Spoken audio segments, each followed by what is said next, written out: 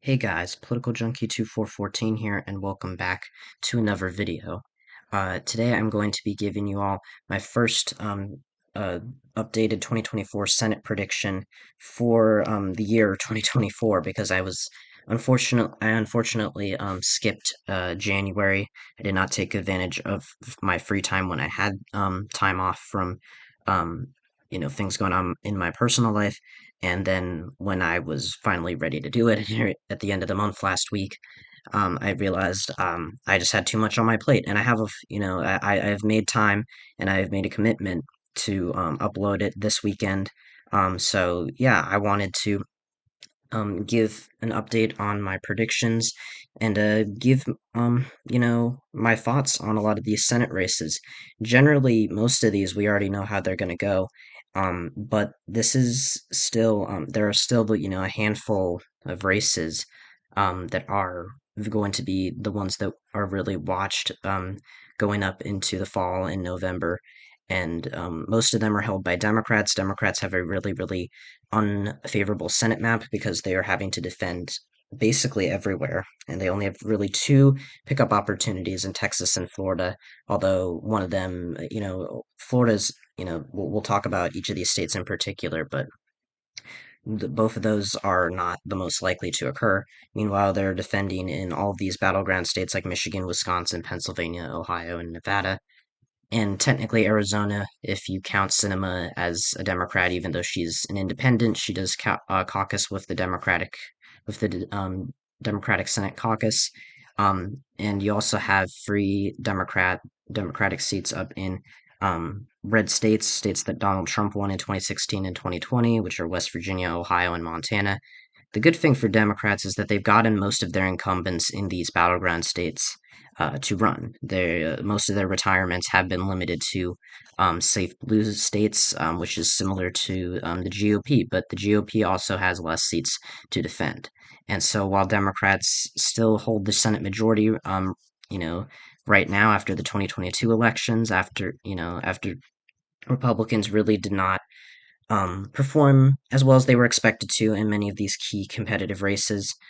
Um, they won a couple and they came close in most of these battleground states, but it was mainly the candidate quality that doomed them, along with the candidate messaging on social issues, and also just a lot of different factors that led to Democrats doing better in this midterm cycle than history would suggest. But in 2024, even if Democrats do win a lot of these same battleground states, they're also going to have to run the table in states like Montana and Ohio. And when it's a presidential election year, when Donald Trump is going to win these states very decisively, it's going to take Democrats, these Democratic incumbents who will, keep in mind, will absolutely outrun Joe Biden. It's going to take them a lot to overperform by enough to win re-election. But again, I'm getting ahead of myself. So let's fill out the safe seats for both parties. Um, these will be the states that really we don't want to talk about, that are going to be decided by over 15 percentage points or approximately 15 percentage points. That's really the cutoff for being super competitive. Some of the states in the likely column also will be, by probability safe, but we're doing this by margin. I'm moving New Jersey into the solid Democratic column. Bob Menendez really just has consistently, since his indictments, polled terribly in the primary, and that's not necessarily a new development. I mean, um, the New Jersey Democratic primary has really been contested for the last couple of months since his indictment. But I think um, I had a reason for putting it in the likely column because of potential vote splitting between Andy Kim and Tammy Murphy. But even then, regardless of if Menendez runs or not, he does not really seem to be in a position where he could benefit from um, divided opposition. He's just polling in the single digits. We can go there to New Jersey, look at the polls. He's just polling absolute. Oh wait, that's the general election. Whoopsie. um, he's just polling terribly. Only one poll has him above 10%. I don't know if he might get into the teens, but again, his political career is pretty much done. He's really lost a lot of institutional support. So it'll be an interesting primary, and it could be under 15 points. But right now, I don't really think there's much to talk about there. And Minnesota and Maine, both states that usually vote Democratic, but not by 15 points. Amy Klobuchar is very popular in this state. It could be under 15, but she has a solid record, and I think this will be her closest election yet, probably, out of her three so far. But I do think she'll still win by over 15. And then in a Maine, Angus King, who's another independent who caucuses with the Democrats, he gets a lot of crossover support. Um, Maine really likes their centrist senators. And then in the for the GOP, we have quite a few um, solid Republican states. West Virginia, I will point this one out for the sole reason that Joe Manchin is the incumbent Democrat here, but he's not running for re-election. He may or may not run for president, but it's, my guess is he won't. Either way, without Manchin in this race, there's absolutely no chance the Democrats will be able to hold on. There's an interesting primary here between the incumbent Governor Jim Justice and Congressman Alex Mooney. It looks like Justice is probably going to emerge from that primary. But whoever is on the Democratic side is going to get destroyed, demolished in this state. I thought Joe Manchin's chances at reelection weren't the best. Um, up until he announced his retirement a couple of months ago, but he still would have made this race at least somewhat competitive. He would have done a lot better. He would have given an above average performance for a Democrat in West Virginia, um, because he's had a very strong track record, but still his performance in 2018 was a lot worse than in 2012, and that was, keep in mind 2018 was also a bluer year than 2012, which shows just how far or how much ticket splitting has declined between presidential and Senate races from when Manchin won in 2012. But either way, he's not running again, so regardless of whether he would have even made this race would have come within 15 points of winning, um, it doesn't matter now. Republicans are going to win by a typical, 30 to 40, 35 to 40 point margin. So then we have these 12 states. Now, a few of these are not super competitive, and the likely states are the ones that aren't super competitive, really. Um, we have a couple for the Democrats and the Republicans in this category. The likely margin categories, or a likely state is a state that's decided by anywhere from 5 to 15 points. Most of these are pretty close to being safe states. They have some potential to be competitive. It's a bit of a stretch to call them safe, but it's also a big stretch to say that they're super competitive. Only one of these states I would really say in this category for either party is one that could really be considered battleground. We'll start with New Mexico, which I am moving down from solid to likely. I think Martin Heinrich is guaranteed re-election. I don't even think that's much of a question. Um, he may or may not overperform Joe Biden, but Democrats almost never win New Mexico by over 15 points. Heinrich, I think, in 2018, he benefited from a third party candidate, a libertarian candidate, pulling away votes from the Republican nominee. Um, I do think that though that the Gary Johnson took away some votes from Heinrich. Either way, um, this race actually has gotten a little bit interesting, because the daughter of the former Republican Senator Pete Domenici, Nella Domenici, is running, and she has the endorsement of the NRSC. But again, this is a reach state for the GOP. They almost never win in New Mexico. They really, really win. They really, really, excuse me. They really put a lot of investments into winning the governor's race in 2022 against Michelle Lujan Grisham, who was scandal plagued and really was not super popular. And they put up a decent performance, but still underperformed. So New Mexico, unless like Hispanic turnout like collapses, which is unlikely in a presidential election year, given the stability of Democrats in this state, I think Martin Heinrich's basically guaranteed re-election. I just don't think he's going to win by um, over 15 points. I think he'll win by anywhere from like 8 to 12. I think he's likely to win by low double digits. But the entrance of Domenici's daughter does make this race a little bit more interesting, but still not really too much to talk about there. Missouri also I will be putting in the likely column. Josh Hawley, like Martin Heinrich, is guaranteed re-election. Missouri is a very red state. Used to be a bellwether state, but since the start of the 21st century, has really pushed away from the Democrats. But Hawley is not is not the best candidate for the suburbs, and Democrats have an okay candidate in Lucas Kunce, who is a retired Marine. He's a former Marine. He's really raised a lot of money in this race against Hawley.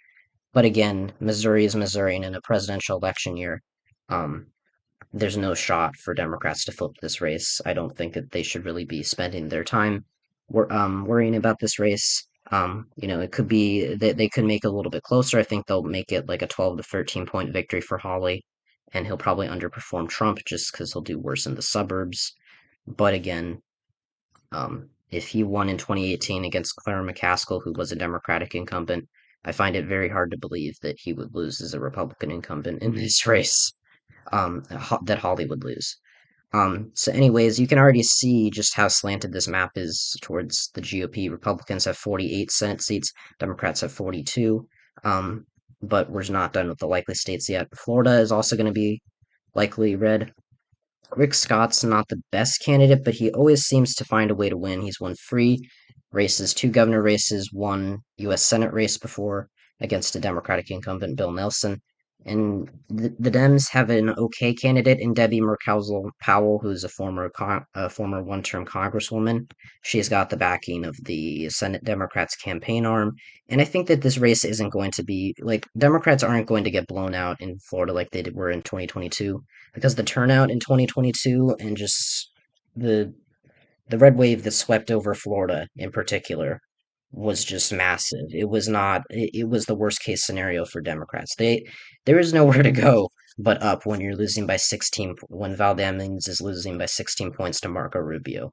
Not to say Rubio's a bad candidate or that Ron DeSantis was a bad candidate for Florida because they both won by massive margins and had histories of doing very well.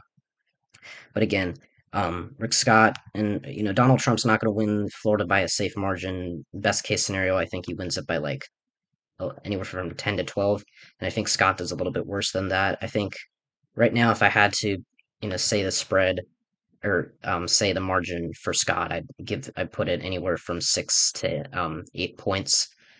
Give him a 6 to 8 point advantage over Murkowski Powell in this race. But again, Florida is Florida. Democrats have spent so many have tried so many times to win it, and they almost always come up short. And so I think while they will do better than some are expecting, I think that really Rick Scott doesn't have much to worry about in this race. Virginia, too, there's been a lot of hype about Virginia being competitive because Republicans have an okay candidate in Hung Kao, but Tim Kaine has a history of winning by doing a lot. Excuse me, I'm talking way too fast. Tim Kaine has a history of outrunning Democrats, down ballot Democrats, um, in on the same ballot. And while Hung Kao did have an okay performance against Jennifer Wexton in his congressional race, he does face a primary challenge or a competitive primary from Scott Parkinson, who I haven't heard a lot about, but seems to really have a lot of endorsements for this race. But either way, Virginia, um, Democrats have seen success there in recent years. They did have a bit of Republicans did have a bit of a um, that they had a good election cycle in 2021. But again, they lost both state houses in 2023, and that right now they still have the governor's mansion. But again, that could change in 2 years when the governor's race is up again because Glenn Youngkin will be term limited, and it doesn't look like he's going to run for Senate. I think he's been long talked about as a potential candidate, but he's just never made any indication that he would run. And Tim Kaine has a history of winning by really good margins. He outperformed Obama in 2012 against a former GOP senator. And again, Kaine was also governor of Virginia, so that gives him some more name ID. And he won a massive victory in 2018. He won't win by a solid margin again, most likely. I think he wins by like 10 to 12. points, maybe a little bit more. But against Hung Kao, it could also be a little bit closer. It could be a high single digit victory. So yeah, and then the final likely state we have is another likely blue state. It's Pennsylvania. Now you might be saying, well, Pennsylvania is a very, competitive state. It's going to be very close on the presidential level, and it has been close in almost every in the last couple election cycles. And you'd be right. I think Joe Biden's going to have a very I think right now Joe Biden is favored to win the presidential election, which I know is not the popular opinion right now, but I do think part of that is does come from him narrowly winning Pennsylvania. However, if even if Joe Biden does lose or just doesn't do very well nationwide, which I don't expect him to do phenomenal, just well enough to win, Bob Casey is a very, very, very powerful candidate in this state. He's won three terms beforehand and has consistently outrun other Pennsylvania Democratic candidates on the same ballot. In 2018, he defeated a former then GOP Congressman Lou Barletta by a 13-point margin. Keep in mind, this was a blue wave year. I'm very, very confident that Casey's not going to win by 13 again. And Republicans do have the luxury of not having a competitive primary in this state. They have really coalesced around Dave McCormick, who was the runner-up in the 2022 GOP primary to Dr. Oz. He's not as bad of a candidate as Oz, but he is definitely he has his own issues. He's from Connecticut. He lives in Connecticut primarily. He did grow up in Pennsylvania, so I guess he can say that and Oz can't. But still, he does have that controversy of being a carpetbagger.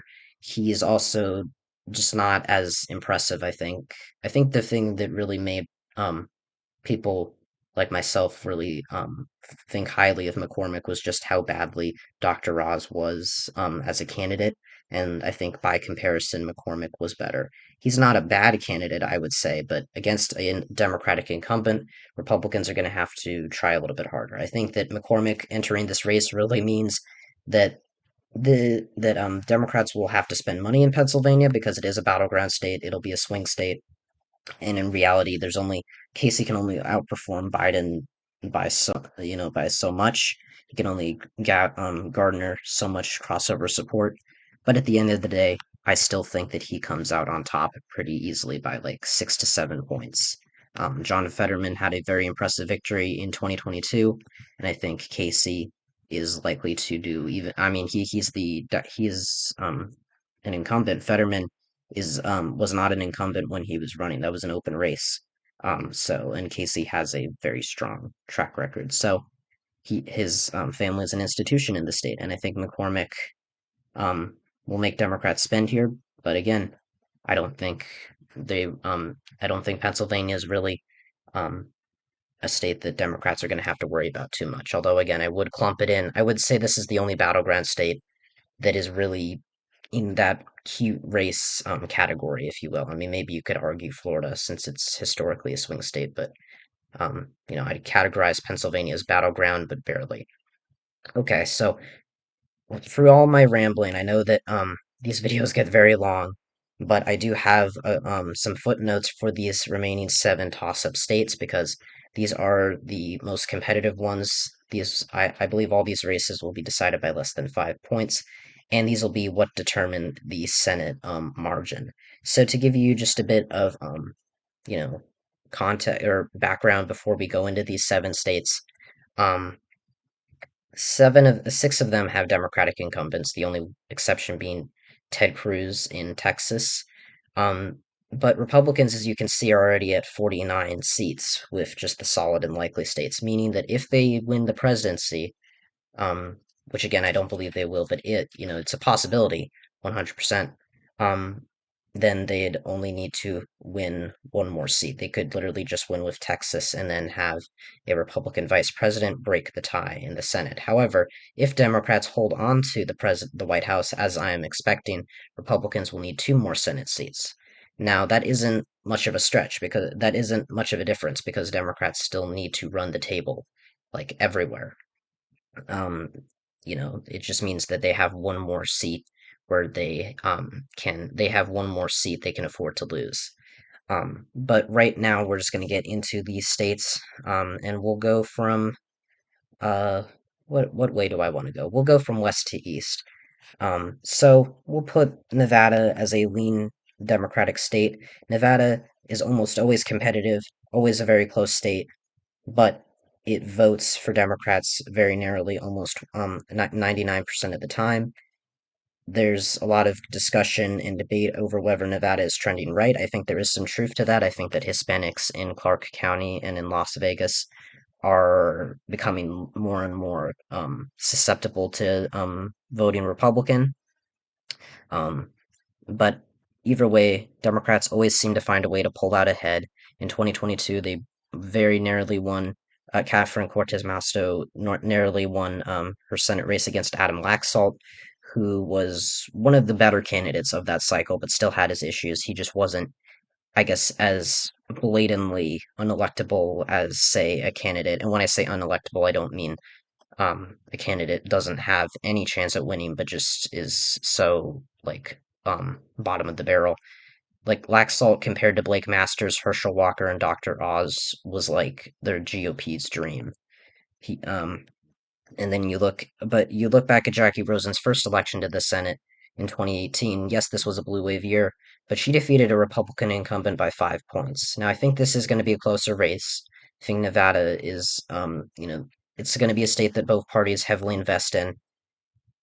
Republicans do have it's like a semi-competitive primary. This is one of the weirder primaries because they have it's a freeway race between Sam Brown, the runner-up to Laxalt in the GOP primary last time. You have a former Trump cabinet official, and then you have the former nominee for Secretary of State. Now, Jim Marchant, I originally anticipated would be the GOP nominee, and I stood by that for a very long time.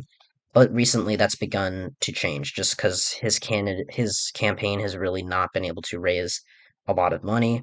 Sam Brown, on the other hand, has the support of the National Republican Senate Committee, which, again, is not a make or break thing, I would necessarily say. It's not the thing that necessarily makes you the GOP nominee by default. But I do think that Brown, he's a decent enough candidate to make this race close, but Nevada is very polarized. I don't think there will be a lot of ticket split. There will be much crossover support for Jackie Rosen compared to Joe Biden, although again, I think she will do marginally better with independents. And I think Brown, he's a decent candidate with a heart-wrenching backstory. But at the end of the day, I still think that Nevada, given all of the empirical evidence that we have to suggest a Republican or a Democratic victory here, I really just don't want to bet on the GOP in Nevada. Now we're going to Arizona. This is going to be an interesting state. This is one where still one of the big question marks here because Ruben Gallego is the Democratic frontrunner, Kerry Lake's the Republican frontrunner, but the incumbent independent Senator Kirsten Sinema still has not announced if she's going to run. Now, with her being an independent, she could run as a write-in candidate for if she does not file by the state's deadline, which is I think in early April. But her fundraising has really tanked over the last quarter. I think she only raised like $3 million, which was a smaller amount of money that she received than previous quarters this cycle. Ruben Gallego is catching up to her in fundraising. And if you look at the polling, I mean, this is a conversation I've had many times with you guys. Is will a cinema re-election bid doom Ruben Gallego's chances? Because again, I don't think Gallego's an unbeatable candidate. I don't think he's like Mark Kelly. He's as strong as Mark Kelly was as a candidate in either of his races. I don't think he's as strong of a candidate as Kirsten Sinema was when she was running as a Democrat back in 2018, but I think that he's decent enough to put up I mean, Arizona's a swing state, so there's only so far. Democrats can only do so badly, but I think Gallego's like above average, slightly above average. Carrie Lake is already a tried and tested candidate. She lost the governor's race to Katie Hobbs, who, again, I don't think is as bad of a candidate as some people made her out to be, but she was still not, you know, she still ran a pretty lackluster campaign, and Sinema still seems to be pulling more support from Republicans than Democrats. In fact, it looks like in these freeway matchups, she actually helps Ruben Gallego beat Carrie Lake in some cases. Now, I think even if she does decide to pass on re-election, Gallego will win. Right now, I'm going to put this race as tilt D, um, because I do think that this Arizona's proven to not like these extreme GOP kind of candidates, which was especially true in the last election cycle in 2022. And Carrie Lake, despite her attempts to moderate, really just I think that she's just a bad candidate, and she's already dug herself a whole political hole, at least in running for competitive races. Maybe she could run for the House one day, like Blake Masters is now. But either way, I'm rambling. I just think that this race right now very competitive, more competitive than Nevada, but Democrats seem to have the advantage. Now, Texas is a red state. I will say that it is shifting left, but it is still a lean red state. Politically, it is stubbornly it is still a stubbornly red state. And Ted Cruz is likely going to win, and I do think that he's going to win this race. However, he is vulnerable, and Colin Allred is already posting strong fundraising and polling numbers. Texas has really been close in the last couple of presidential and Senate cycles. Ted Cruz really dropped the ball in 2018. Beto O'Rourke really came close to beating him in a race that was initially expected to be safe Republican, but over the course of summer 2018 and into the fall, really became a competitive race and really opened Democrats' eyes to Texas potentially being another state that they can flip in the future, which I do think is still true. But I don't think Texas is moving fast enough to the left. I don't think the suburbs and are growing fast enough, and independents are moving far enough to the left at this point to push Colin Allred over the finish line. I think that he will outrun Joe Biden. Ted Cruz is not a good candidate for this race, but he's running in a state that has a solid red GOP history, which again was true for Arizona and Georgia. But again, Texas is just taking, I think, a little bit longer to flip. And it just is redder than Arizona and Georgia, and it has been for a long time, and so that makes sense why it is still holding out on voting blue in a federal election. But Cruz should, tread carefully in this race. Democrats, this is really their only pickup opportunity, and if the Republicans really have a bad election cycle, I really could see this state flipping blue. But right now, I'm not going to bet on it. Now, in the state of Montana, this is a very competitive race. Tr- uh, tr- Donald Trump won this state by huge margins in the last couple of election cycles, not by the same 40-point margin in West Virginia. But John Tester has proven in his past free elections that he has the ability to win competitive races. Very um, battleground. My brain is not working today.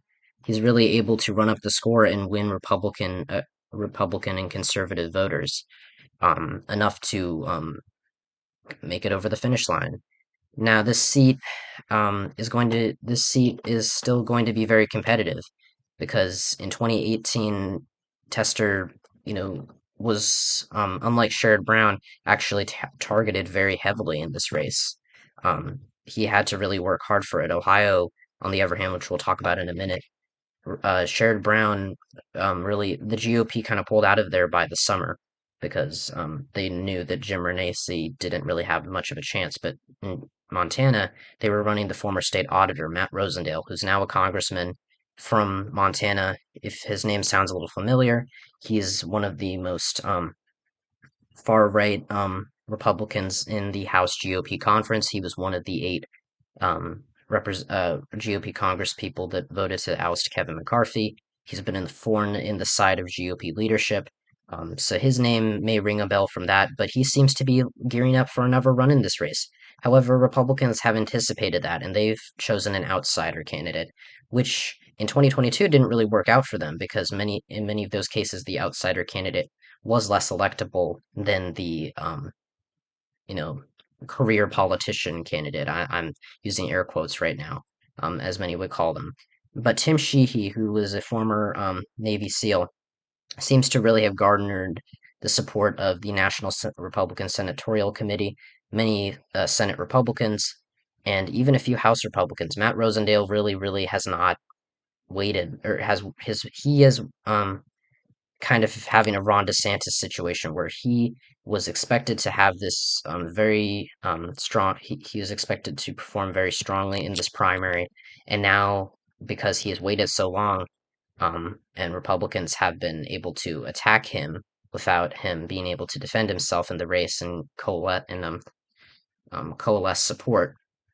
Tim Sheehy is now starting to beat him.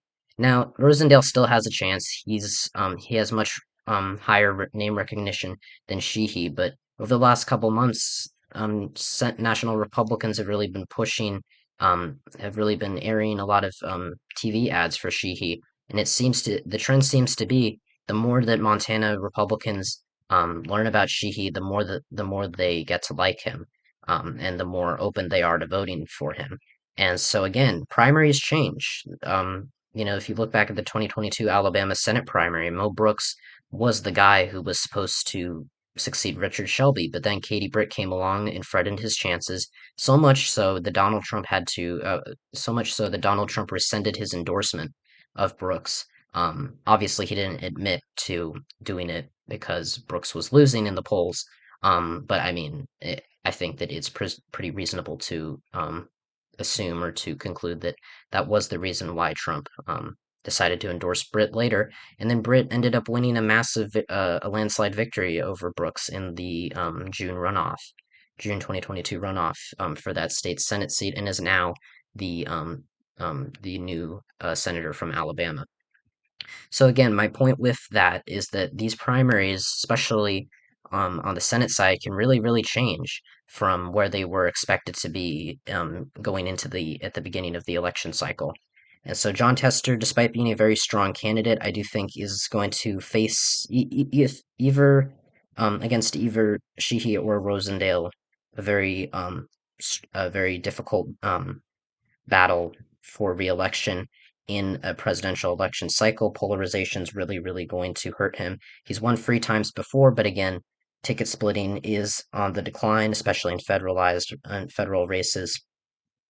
And so I think Sheehy is right now the more electable candidate than Rosendale, and I think that he um, is going to narrowly beat Tester. I think that Trump's victory in this state, his double-digit victory in this state, is going to be enough to pull Republicans over the finish line. But again, Tester still has a chance, and if Matt Rosendale is the candidate, that makes it a lot. That puts this race in a lot more um, jeopardy for the GOP. It really jeopardizes it. I think that either way, Tester has a chance at re-election, but right now with Sheehy as the front runner and with just the national circumstances, he is the underdog in the general election to Sheehy. So I do think Republicans will pick that seat up, and that already gives them the majority, but we still have a couple of races to go through. And this video is still really long, so let me go through these last couple of states in the Rust Belt. Wisconsin is you would think that it would be one of the most competitive. I mean, it is one of the most competitive Senate races this year, but you'd think that it be a toss-up or that it be super close as it usually is in presidential election races. But right now, I think that Tammy Baldwin honestly could win by a likely margin in this state because Republicans haven't recruited anyone really or haven't been successful in recruiting any big name GOP candidate for the nomination to go up against Baldwin, who is already pretty strong incumbent. I think that some people underestimate her, some people overestimate her, but she has a good track record, and I think she will outperform Joe Biden, even if he does lose the state. All of the strongest candidates for Republicans like Mike Gallagher and Tom Tiffany, two um, decently well-known GOP congressmen from the state, have declined to take on Baldwin. Why? Because they probably don't think that they can beat her, and so now the GOP is stuck with a hedge fund manager, a hedge fund manager, Eric Hovde, who ran for Senate back in 2012, Baldwin's first race, but lost the primary, and the former Milwaukee County Sheriff, who was a Democrat but has since um, embraced the more MAGA side of the GOP and has become very far right. Either one, I don't think it's a very good candidate, and I think Wisconsin right now really looking good for Tammy Baldwin. I think a likely margin is still a little bullish. I think that's a little too bullish for me to predict. So I think I'm gonna go with a Baldwin like 3 or 4 point victory. Could be 4.5 point. She could win by 4.5 points if the election were held today. But I do think Democrats right now are narrowly favored, but still pretty clearly narrow favorites to win the Wisconsin Senate race. I cannot speak today. I'm so tired.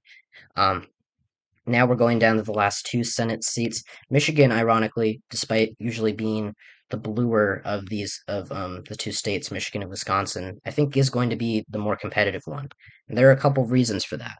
Well, there is even though there's a messy GOP primary, for this seat, there are a lot of big name candidates in there, which is something you can't say about Wisconsin. In addition, Democrats do have a retiring incumbent here, Debbie Stabenow, but they have a pretty clear idea. There's a pretty clear consensus that Elisa Slotkin is going to be the Democratic nominee. Hill Harper's name, I think he's the only one who really has a chance in hell of making it to winning the primary. But again, Slotkin has more name recognition. I think that right now, and I think that she's a pretty decent candidate in her own right. She has a history of winning her swing district which is based in Lansing, and so she seems to be locking this nomination down, although again, there's still time for it to change. But at the moment, looks like she's going to be the nominee for Dems. Meanwhile, Republicans have a freeway primary between two former GOP Congress people or congressmen, and then the former Detroit police chief who ran for governor of Michigan in 2022, but was disqualified because he lied about the number of signatures he got. So, in the Michigan GOP, the state party has really had a rough couple election cycles. They have just been, in 2022, they lost both houses of the state legislature and the governorship for the first time in decades. And since 2018, they've really had some pretty lackluster performances in statewide races. They haven't won a Senate election in Michigan in, I think since 1994. So, which is longer than in Wisconsin or Pennsylvania, although Wisconsin right now does have a GOP senator. So, but Pennsylvania has two Democrats now as of 2024. So either way, Michigan, though it is still a competitive state and will um, be targeted by both parties on the presidential and Senate level and the House level, I do think Slotkin right now has the advantage. Has a she has a less dramatic primary, and the GOP candidates, I mean, range from none of them are terrible. I think Meyer and Craig are the weaker ones. I think Mike Rogers is kind of the happy medium for Republicans, not too moderate to scare off some of the more rural voters or rural Republicans, the more MAGA um, base of the party or wing of the party, but also not too far right. Although again, depends on your perspective. Uh, Although I don't know why I said that, but still, I think Rogers is probably going to be the candidate. It could also be James Craig. I doubt it'll be Meyer just because he voted to impeach Trump and lost his primary in a historically Republican district in Grand Rapids, but still. Well, not, but still, I think that kind of emphasizes how hard it'll be for him to win a statewide primary if he can't win in that area. Um, so I think right now Slotkin is the favorite by around 3 to 4 points. I think that she does pretty similar to how I expect Biden to do. I think she outruns him by a little bit. Biden, there's some concern among Democrats that Arab American voters aren't going to come out to support Democrats, which I do think is a valid concern given the Israel-Hamas war and how that's divided the primary or Democratic Party over the last couple of months. But I still think that it's going to be pretty narrow. I think Michigan, like Wisconsin, is narrowly favored for Democrats, but still pretty clearly a state where they are favored in. And then we get down to Ohio, the last state in this very long video, where we have another red state Democratic incumbent running for reelection, in this case it being Sherrod Brown. Now, he is very strong. He is a very strong candidate, and I think that this is the race I'm the most apprehensive about. It is a true toss-up at the moment. Donald Trump, though, with his presence on the ballot and his and Ohio's shift to the right, um, is going to be enough for Republicans to win this race against Brown. I think that this is the time that they take him out, even though Bernie Moreno is likely to be the GOP nominee. And despite Ohio being a more Trumpy state, against Sherrod Brown, who's already going to outrun Joe Biden, I don't think the GOP should be taking chances with some of these more extreme candidates. But either way, I still think that if Trump is winning Ohio by 9 to 10 points, like I expect him to, Brown, it's going to be hard for him to overperform Biden by enough to win. I think he'll come close. This race really, really, it's a coin flip at the moment. I think Moreno is really, really not the ideal candidate for Republicans in this race, but I think that partisanship and polarization will be enough to push him over the finish line, although again, that could change. So, at the end of the day, in this prediction, in my February prediction, I have Democrats winning 48 seats, Republicans winning 52. So they take back Senate control by flipping West Virginia, Ohio, and Montana. But Democrats hold on to states in Nevada, Arizona, seats in Nevada, Arizona, Wisconsin, Michigan, Pennsylvania. And Republicans also hold on to Texas and Florida. So overall, free flips for the GOP, but Democrats maintain their ground. And again, this is a pretty good, this is a pretty I think I have a pretty optimistic view of Senate Democrats' chances in 2024. But the map is just so bad that it's really going to be hard for them to win. It's not impossible. A couple of months ago, if you asked me, I would have said I think Democrats win 50 seats, and then if Biden wins as I was expecting at that time and still expect today, the Democrats would maintain the Senate majority. And again, I don't think that I'm necessarily that this is a biased prediction. I think that overall, I am more biased towards the more liberal side of the political spectrum. But I try to make my predictions as unbiased as I can, and this is what I genuinely think would happen if the elections were held today. Even though these are some really tough races to call. So thank you guys for watching this video. Apologies that it could not have, that it was super long. I actually tried to make some footnotes so that I could get through this faster, but I guess that I'm just not, I'm gonna have to try a different strategy to make sure these videos aren't super long. But if you like the video and you want to see more, hit the like button, subscribe to the channel if you haven't already. Share this with someone who you think would enjoy it. Check out my non-political channel, Interactor127, and some more of my content on this channel, Political Junkie 2414. Thanks so much for watching, you guys. And yeah, let me know if you guys agree with my prediction or if you have a different outlook on any of these races. I'm really curious to hear your opinions. So yeah, and I like to have discussions in the comments, obviously peaceful discussions, but still talking about this kind of stuff really intrigues me, and I think that it will intrigue a lot of you too. So yeah, thank you all for watching, and I'll see you all in the next time when I talk about all things politics. See ya.